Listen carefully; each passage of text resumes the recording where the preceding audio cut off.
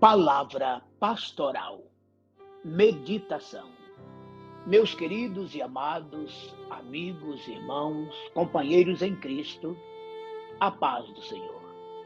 Aqui estou mais uma vez neste início de um novo dia, para vos trazer mais uma de nossas meditações dentro da Palavra de Deus.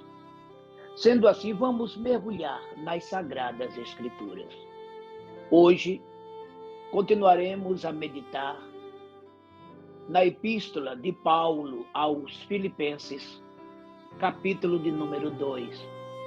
Hoje será o versículo de número 7.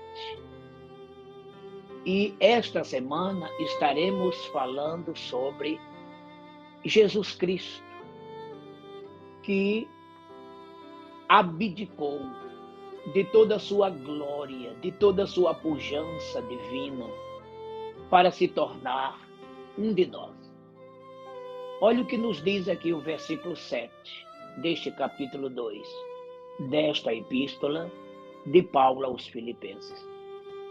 Mas aniquilou-se a si mesmo, tomando forma de servo, fazendo-se semelhante aos homens. Meus irmãos, que coisa tremenda, profunda e séria, não é verdade? Olha o que Jesus fez por cada um de nós, por toda a raça humana. Olha o que Paulo está dizendo aqui nesta tradução. Almeida Revista Corrigida, ARC. Mas aniquilou-se a si mesmo. Sabe o que isso significa? Como dizem outras traduções, ele abriu mão de tudo o que sempre teve desde a eternidade ao lado do seu Pai, do Espírito Santo. Ele abriu mão de tudo. Ele renunciou. Então, esse aniquilou-se é isso. Ele abriu mão. Em outras traduções também usa outra expressão. Ele se esvaziou de toda a sua pujança. Ele se esvaziou. Por que de toda? Exatamente, irmãos. Com a exceção da sua essência divina, né? Ele não deixou de ser Deus, nunca. Mas ele abriu mão para se autolimitar. E olha como disse Paulo aqui, ele tomou a forma de servo. Servo no original é o mesmo que escravo. De senhor, ele virou escravo. De um ser imortal, melhor ainda, eterno, ele se tornou finito para viver apenas no corpo físico 33 anos. Olha que tempo breve ele teve aqui na face desta terra. De um Deus onipotente, onisciente, onipresente, eterno, imanente, transcendente. Esses atributos ninguém tem, nem os anjos. Somente Deus. E ele abriu mão de tudo isto para ser um ser mortal. Sentindo fome, sentindo sede, sentindo cansaço, sentindo sono e tendo que se submeter à morte. Ele que agora tornava-se mortal. Ele que sempre foi o grande eu sou, o Senhor de tudo, de todas as coisas, do tempo, agora era um simples ser humano. Como criança, ele teve que se submeter aos seus pais. Ele foi sempre Senhor. Você está me acompanhando? Ele teve que ir ao colégio, estudar com as crianças. Ele teve que aprender tudo, porque ele teve que se tornar um de nós. Um de nós. Passar por tudo que passamos. Viver como vivemos. Sentir como sentimos. E morrer como morremos. Ele abriu mão de tudo. Ele aniquilou-se a si mesmo. Ele esvaziou-se de tudo e tornou-se um servo. E olha o que Paulo diz mais, completando o texto: fazendo-se semelhante aos homens. É o que disse João, né? No capítulo 1, versículo 14. E o verbo, este verbo que era Deus, no versículo 1, agora ele se fez carne. Ele se faz um de nós e habita entre nós. E foi reconhecido como homem, como ser humano. Todos o viam. Tanto é que ele era questionado por aqueles líderes religiosos de Israel. Quando ele fala então de Abraão, vocês se lembram? Leiam lá capítulo 8 de Abraão. Desculpe, né? Capítulo 8 de João, falando sobre Abraão, né? Capítulo 8 do Evangelho de João, falando sobre Abraão, né? Principalmente ali dos versículos 40 em diante, quando ele disse que Abraão exultou por ver o seu dia, não conseguindo, a não ser pela fé. E alguém lhe questiona: como podes tu falar de Abraão se não tens nem ainda 50 anos? Olha só. Todos estavam vendo ali o quê?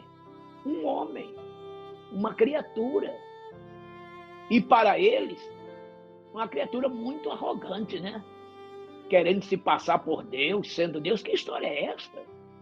Né? Eles estavam intrigados com aquele personagem. E Jesus disse: olha aqui, eu estou usando as minhas palavras, é claro, né? Ele disse: olha, antes, agora sim, né? Na Bíblia, o versículo 58, no capítulo 8. Antes que Abraão existisse, eu sou. Aleluia. Antes que Abraão existisse, eu sou. E Jesus aqui não estava ressuscitado ainda, ele estava em carne. E por que ele estava dizendo eu sou? Ele aqui estava invocando toda a pujança do verbo ser. Passado, presente, futuro. E se ele estava dizendo eu sou, é porque ele estava dizendo que ele é Deus. Né? Agora, é claro, ele também reconhecia suas limitações humanas. Ele ali estava em carne. E como um homem em carne, assim ele procedia. Mas ele não perdeu a essência divinal. Ele não perdeu. E é por isso que ele estava dizendo ali, eu sou. Então ele estava provando ali que ele é Deus. Como na oração sacerdotal, né? João capítulo 17, versículo 1, ele diz assim, ó, que eles sejam um, assim como nós. E ele estava se referindo a quem? Ao seu Pai. E se ele era igual ao Pai, não é? Deus também era.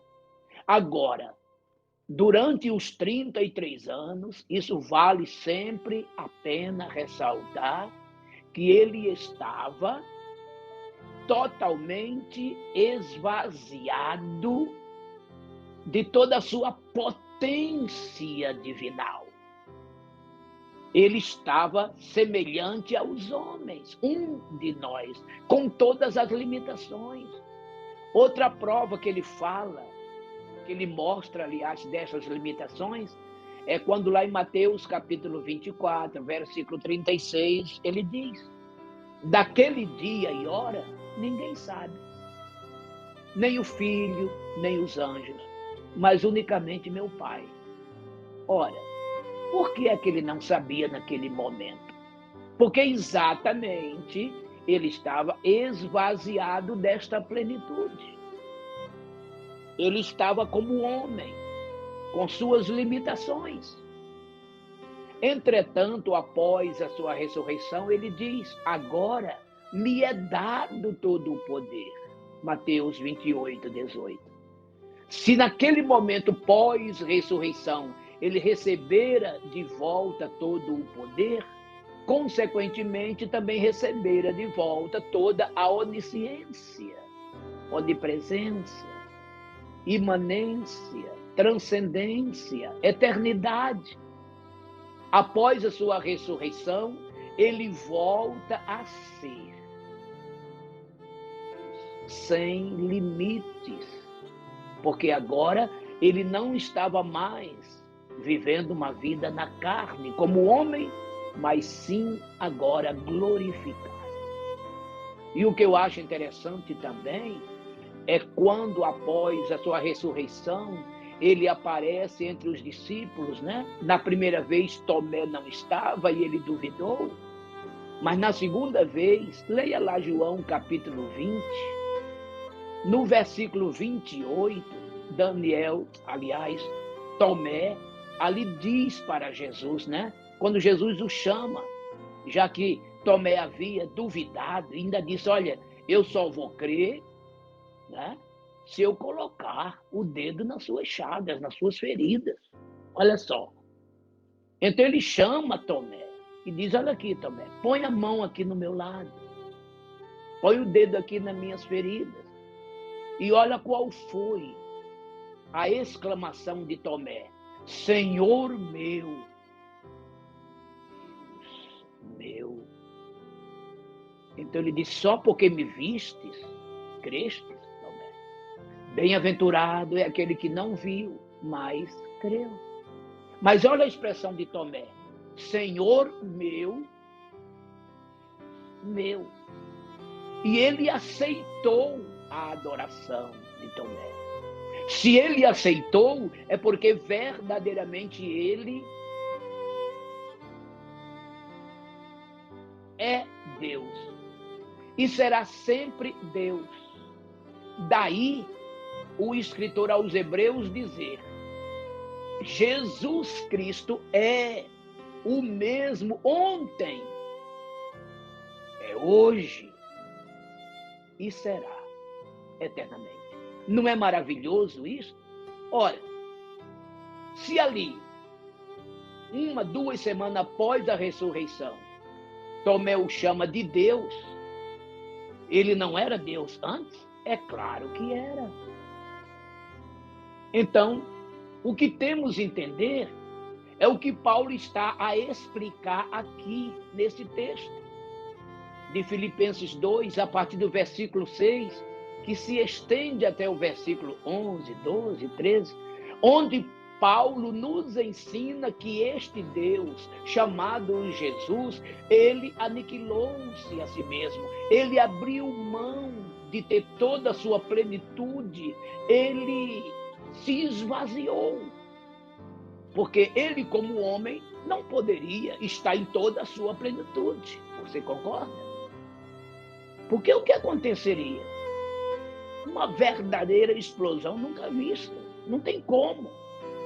Ele não sentiria fome, ele não sentiria sede, ele não cansaria, ele não teria sono, ele não morreria. Então, o que ele viria a fazer aqui como homem? Perderia todas as funções. E E a sua finalidade aqui era de resgatar o ser humano dos poderes das trevas, das garras de Satanás e trazê-los à vida, à salvação, do inferno para o céu, das trevas para a luz, da condenação para a absolvição, enfim. Então ele precisaria de se submeter, se tornar um verdadeiro cordeiro para ser no altar dos altares, isto é, o Calvário, a cruz do Calvário, ali ser imolado e o seu sangue derramado servir de expiação pelos nossos pecados.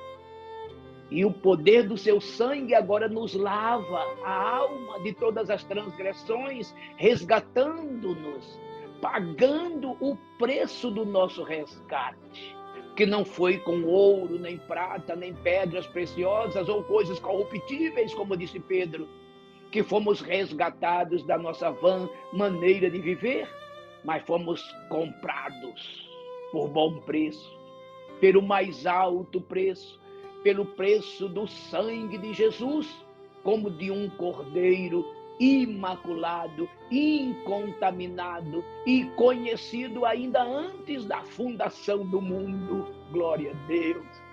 1 Pedro 1, de 18 a 20. Então ele precisava morrer. E para ele morrer, ele tinha que se tornar homem. E para ele se tornar homem, ele tinha que se esvaziar de toda a sua glória, de toda a sua pujança, para ser limitado, se tornar menor do que os anjos, semelhante aos homens, para resgatar este homem. Homem que é o ser humano, inclui-se a mulher. Meus amados, que amor, que profundidade, que complexidade, mas que o Espírito Santo nos revela e conseguimos entender este grande amor ao ponto de este Deus se esvaziar, se aniquilar, para se tornar um de nós, com a finalidade de nos resgatar. E agora? O que podemos lhe dar em troca?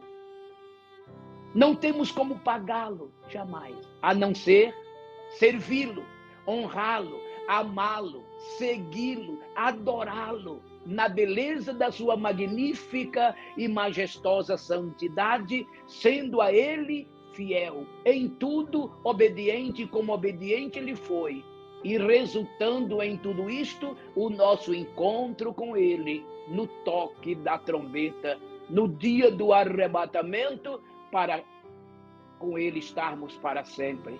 De qualquer forma, será no arrebatamento esse grande encontro.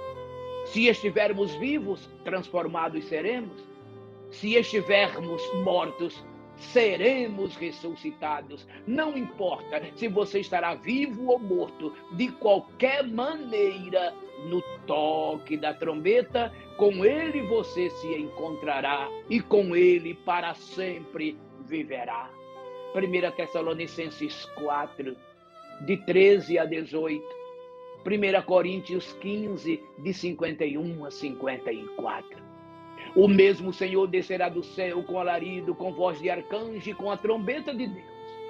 Os mortos ressuscitarão primeiro, e nós, os vivos, seremos transformados e juntos nos encontraremos com o Senhor nas nuvens.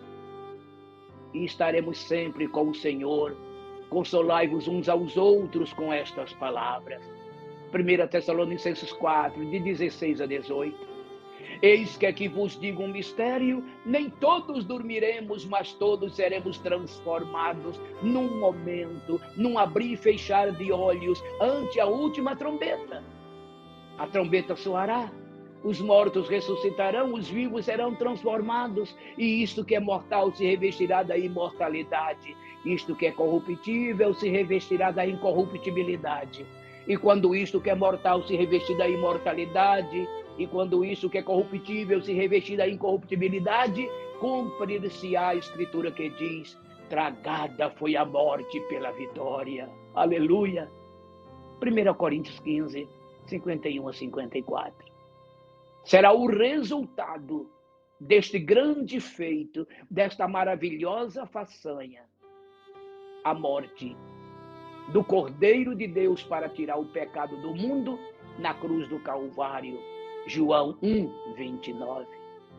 E para que tudo isto acontecesse, ele, Jesus, apresentou ao Pai, oferecendo-se para salvar a humanidade. E para isto, aniquilou-se a si mesmo. Abriu mão de tudo o que tinha, esvaziou-se e tomou forma de servo, de escravo, fazendo-se semelhante aos homens. E como homem, ele foi reconhecido. Isto não é maravilhoso? E se tudo isso ele fez por você, o que você pode fazer para ele? Se não é crente, aceite-o como Salvador. Se é crente, fiel e firme, permaneça nele. E se você se afastou, volte. E volte com urgência para com ele estar para sempre. Mas aniquilou-se a si mesmo, tomando forma de servo, fazendo-se semelhante aos homens. Pense nisto. Deus te abençoe. Meu Deus e Pai, receba a minha adoração, meu louvor. Ó Pai, que sublime amor, que maravilhoso amor, teu para conosco, do teu Filho para conosco, do Espírito Santo para conosco. Faze-nos sempre gratos, meu Pai, a Ti, por tudo. Receba então a nossa adoração e a nossa gratidão. Cura os enfermos e solucione os problemas. Te imploro em nome de Jesus. Amém. Eu sou o pastor Mário Souza, que te deseja um abençoado dia na presença do Senhor. Receba o meu forte abraço e a paz do Senhor.